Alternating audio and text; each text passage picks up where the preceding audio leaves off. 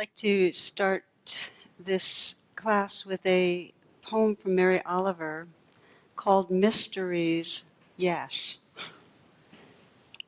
Truly, we live with mysteries too marvelous to be understood.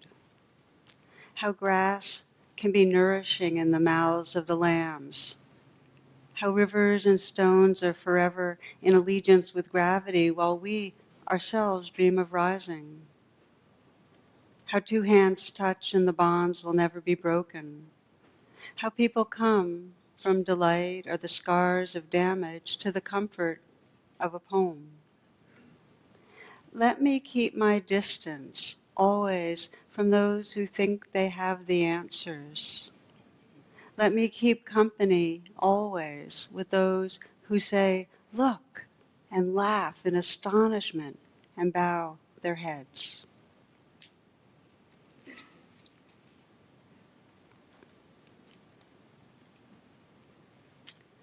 When we connect with what's most meaningful to us, whether it's being just in awe of beauty and nature, or whether it's a sense of that love with another person, or the creativity in a moment that we experience, or birth of a child, or death.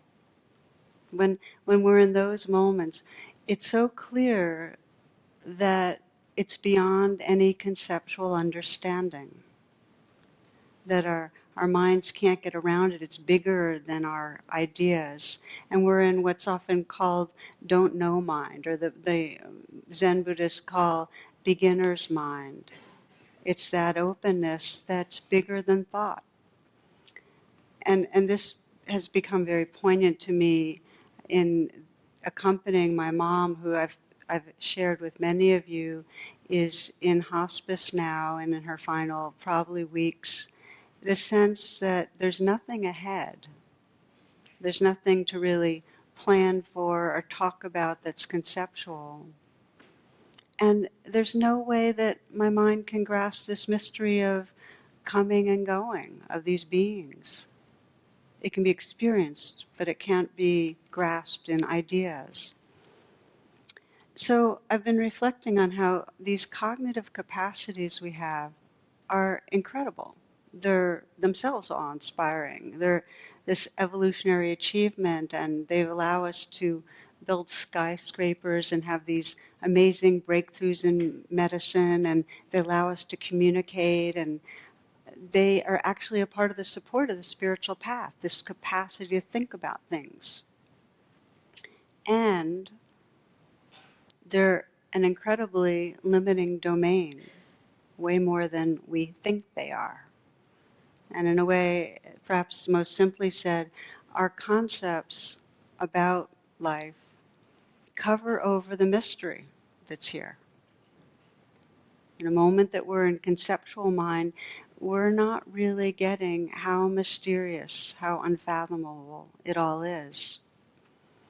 So our minds habitually cover over that sense of wonder. They cover, the ideas cover over a more intuitive kind of wisdom.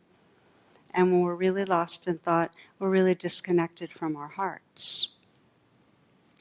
So I think that one of the ways that helps me to understand conceptual mind is that from an evolutionary sense, it's the most powerful tool that really makes us what we are as humans. It's essential for surviving and for thriving, for flourishing. And it's our most limiting default mechanism. And many of you have heard about the different research that's gone on that shows that in one way, when we're not involved with any activity, i.e. like when we're meditating at times, the mind is programmed, this is the default activity, to go into scanning through the future and the past just to see what might orient us. Because we're trying to grab onto, okay, I'm here, this is what I need to worry about, this is what I can plan about, this is what might give me pleasure.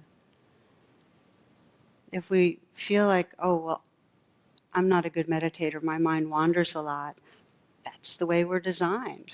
It really is. So, and I remember one little story of a mom sends a telegram, this is back in the telegram days, to her son, and the caption is, "Start worrying, details to follow."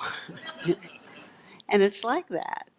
So what happens is that thinking can give us a false sense that we're taking control of matters.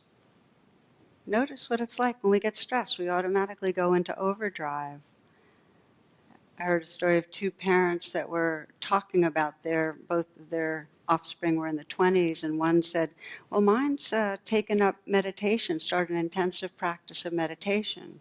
And the other parent said, well, I don't really understand what that is. What is meditation? And then the parent that was talking first said, I don't know either, but at least he's not sitting around doing nothing.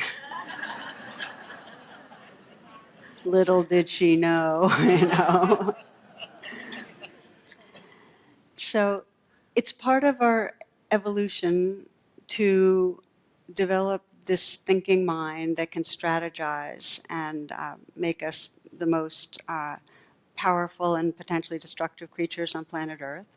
And it's also part of our evolution that we have the capacity for mindfulness, which means a fullness of attention that actually is meta to the thinking, that can recognize the thinking process and therefore not be trapped in the stories that we're telling ourselves.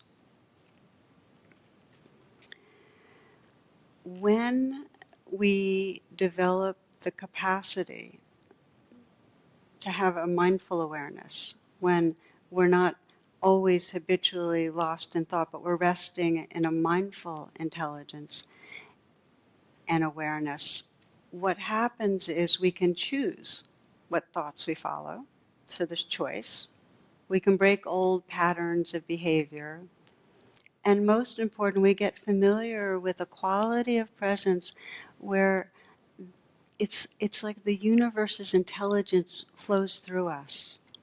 The universe's love flows through us. We're not bound in something smaller. We're available. So you wouldn't be here or listening if you didn't intuit the possibility of resting in something larger than conceptual mind. I mean, for some, it may feel like a glimmer, a far-off glimmer, and for others, it's just a very growing part of your experience, that kind of quietness and lucidity and an enlarged sense of being, really.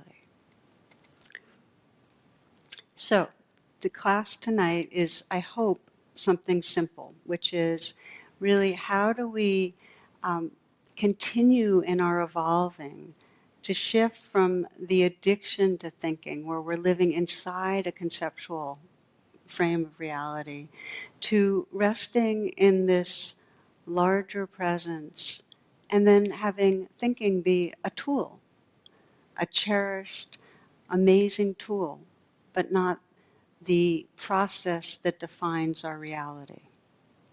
Okay, so that's for this class. And maybe just to say that as part of evolution for the ego, it's thinking is the tool. It's also the most prized control strategy. So it's very difficult to let go of.